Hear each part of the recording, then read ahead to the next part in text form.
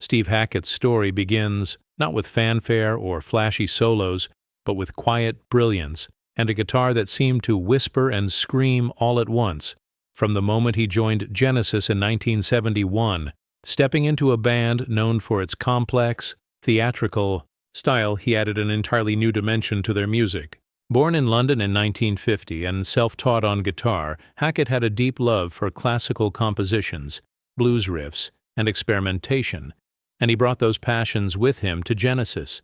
His guitar work wasn't just technically impressive, it was atmospheric, emotive, and layered with meaning. In landmark tracks like Firth of Fifth and The Musical Box, Hackett's subtle but groundbreaking finger-tapping techniques and melodic phrasing created sonic landscapes that would influence generations of guitarists, even before the technique gained mainstream attention through artists like Eddie Van Halen.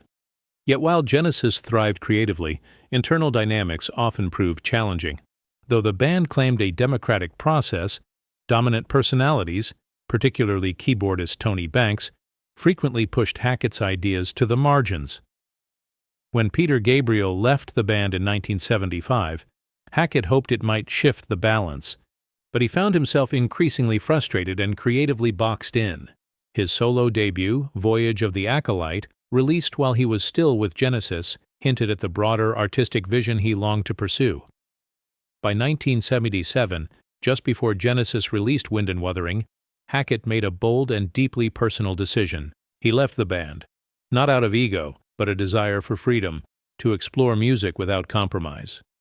His solo career may never have reached Genesis's commercial heights, but it blossomed artistically. Albums like Spectral Mornings and Defector defied genre conventions, blending rock, classical, world music, and ambient textures in a way that was well ahead of its time. Hackett wasn't chasing radio play, he was chasing sound, emotion, and authenticity. Over time, Hackett reconciled with his Genesis past, not with bitterness, but with grace. In recent years, he has toured the world performing the classic Genesis material that fans feared would be lost to time, long, intricate, emotionally charged pieces that once defined progressive rock's golden age. These performances are more than nostalgic. They're redemptive, reclaiming Hackett's legacy as a key architect of the Genesis sound. Today, Steve Hackett stands as a quiet giant in the world of music, an artist who chose self-expression over superstardom, depth over popularity.